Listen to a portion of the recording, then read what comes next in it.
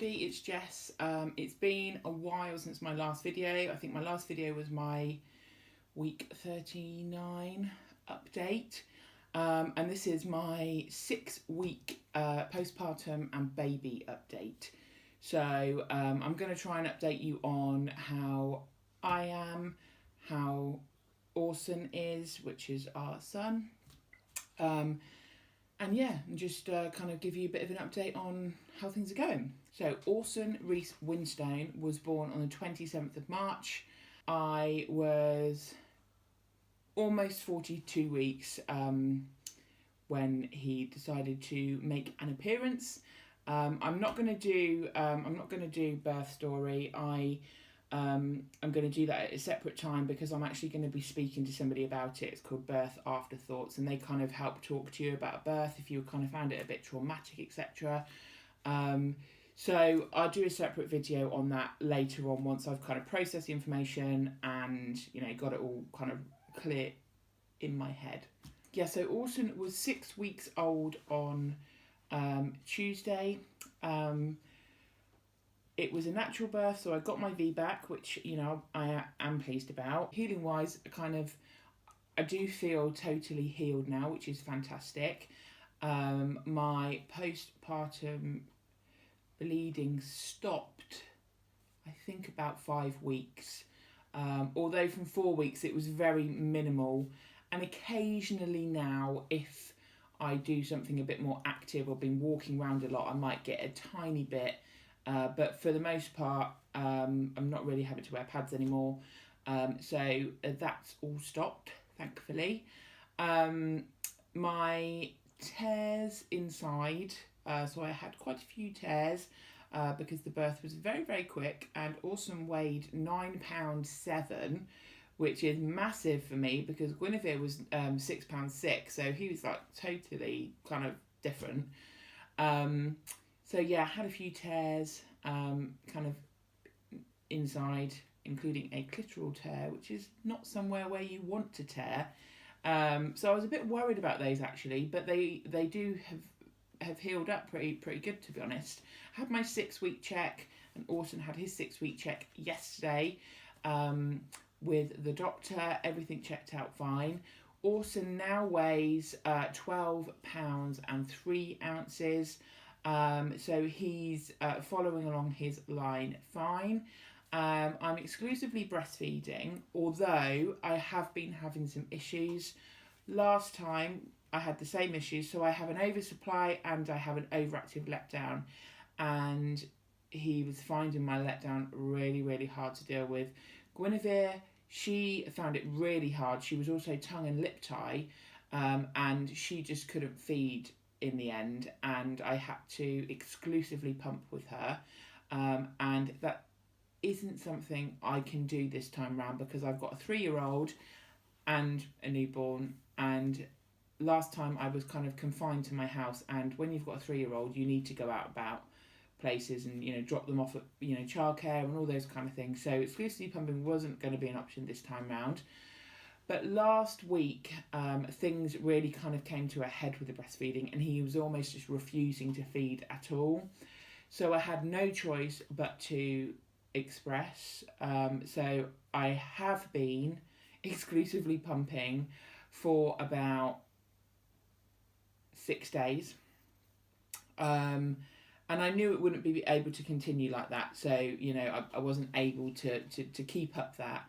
But yesterday he started feeding okay again, so I don't know whether it's that he's just got bigger and he's like kind of coping with it better, or that it's that that my milk supply is kind of just regulating a bit better. I think it's probably a combination of both, and it may be that he kind of had the bottle for a bit and he's kind of just used to feeding that way a bit. I don't know, but it's definitely a lot better now. So I'm thinking that will only improve.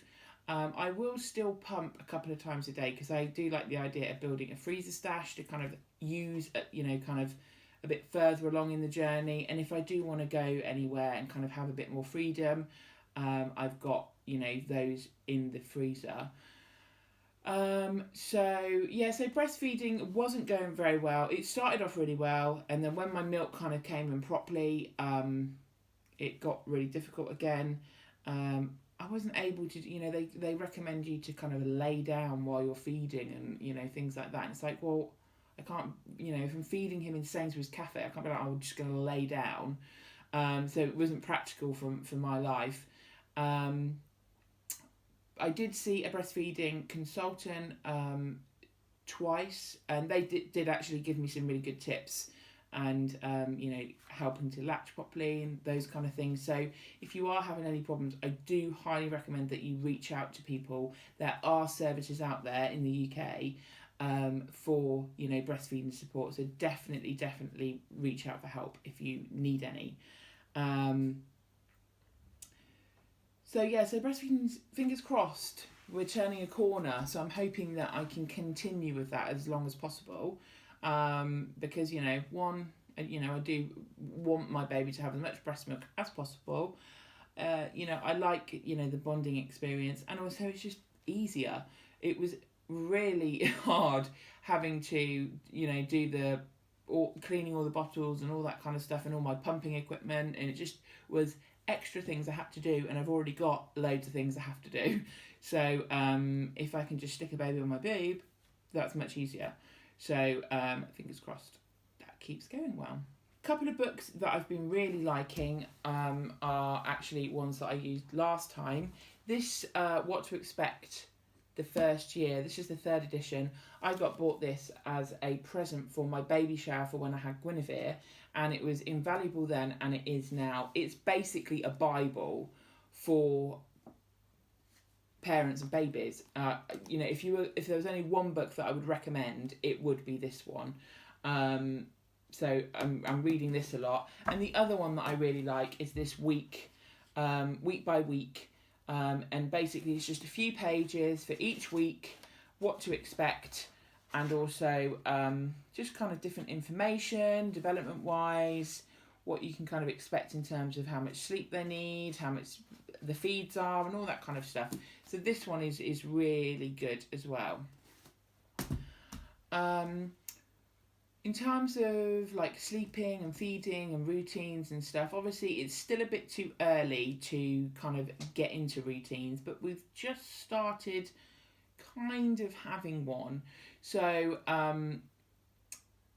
he generally wakes up at about between 6 and half 6, and I feed him, change him, and then I will get up and get ready, and then my daughter, that she's always been pretty good at sleeping, and she doesn't get up till a bit after, so I can kind of usually get myself ready and then get her up, and then at some point during this time Orson will go back to sleep for maybe half an hour-ish, so that's about, I don't know, maybe like 7:30, 8 he will go back to sleep for a little while, and then we are normally out and about for a bit in the morning. And he usually then goes back to sleep after a feed. He'll have a feed about 10:30, and then have another sleep, and then wake up around 1ish. These are kind of loose times, but this is just the general things I've observed over the past week or so. 1ish, you have another feed, and then he can then sleep for quite a while in the afternoon, but I normally have to wake him up because I've got to go somewhere or pick Guinevere up from childcare, so he probably would sleep longer if he could, and then I usually do another feed about 3:30, and then we're out and about picking up stuff, and then he will have kind of a top up of a feed about 6, and then he will do another feed about between 7:30 and 8. And then what we've started to do this week is, because he was always down with us in the evenings in the Moses basket, and then we would take him up when we went to bed at around 11 o'clock, and Phil would do the feed then. For the past few weeks I've been expressing, so he can feed a bottle of breast milk, just one, so he gets that bonding time. I get a little bit of time away, although I can't totally relax because I've still got a pump for that feeding. So then he started sleeping from about that 8 o'clock time until that 11 feeding. So I last night for the first time put him upstairs to sleep in the snooze pod and had the camera monitor on him, and he slept all the way through till 11 when I then fed him, changed him, etc., and then put him back down to sleep. So I'm thinking we might be able to continue that because we were having to be, a bit quiet in the evenings and have the telly on down low, and he wasn't getting kind of quality sleep because, we're kind of, coming in and out with our dinner and watching stuff and all that kind of thing. So I'm going to hopefully continue that. Then he had to feed at 11, which Phil does. And then he normally was waking up about 3:30, and then it's kind of every day. Then he was waking up at like 5:30, and then 6:30. So kind of almost like snacking for those feeds. So that's generally what happens at the moment. Other things to update you on. So I took Orson to see a cranial osteopath. He's had 2 sessions with him. The guy's name is Hector Wells. I'll leave his info below. I am going to do a separate a video on our cranial osteopath experience and how it's helped us and me. But the long and short of it is that Guinevere had a session when she was a baby, and I've also had these sessions for Orson. And I swear to God, every time I've had it done, they are like different babies. So Orson, the same as Guinevere, he was doing the endless crying all evening, all night until like 11 o'clock midnight. And he would sleep for like 5 minutes at a time. He was really stiff, arching his back, kind of just not really like very fluid in his movements. Just seemed quite unhappy and uncomfortable. And since those appointments with a cranial osteopath, he is like a different baby. Everyone says how happy he is. And this was the exact same with Guinevere. He just seems a lot more relaxed in his body. He smiles loads. He just seems really happy and content. He sleeps better. He feeds better. So they say there's no kind of obviously medical evidence about these cranial osteopath appointments. But from my point of view, for both kids now, it has been 100% worth it for us to have it done. It's a very gentle technique. Like I said, I'm going to do a separate video on it, but I highly recommend it. The main reason why I did it is because Orson had a really quick, fairly traumatic birth, so I wanted it kind of to address that because I thought he was pretty stiff and misaligned from that. So that's the main reason why I booked it, but it's had a knock-on effect in loads of other ways as well. So, I'm not really sure what else to update. I'm still, like, my head, so for me, personally, I have got serious baby brain. I forget loads of stuff. I'm just a bit all over the place, kind of mentally at the minute. Not in a bad way. I was starting to feel quite postnatal, but I had a cranial osteopath session myself, and it's completely knocked that on the head. But again, I don't want to go into it too much in this video because I'm doing a separate video just on the cranial osteopath.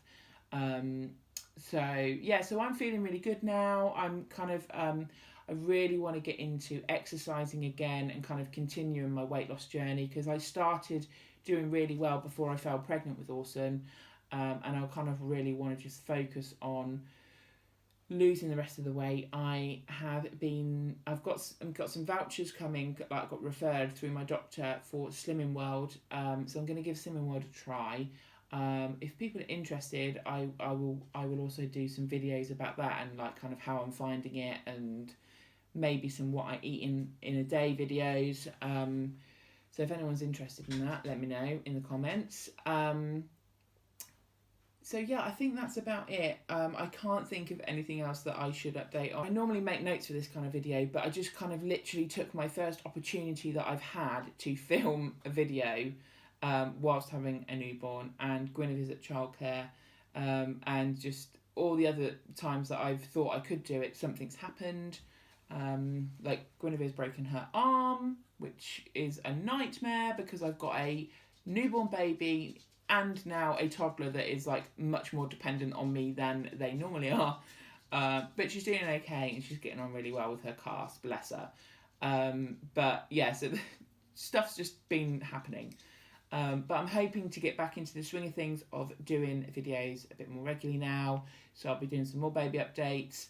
And yeah, so that's it. Thanks very much for watching and I'll see you next time. Bye.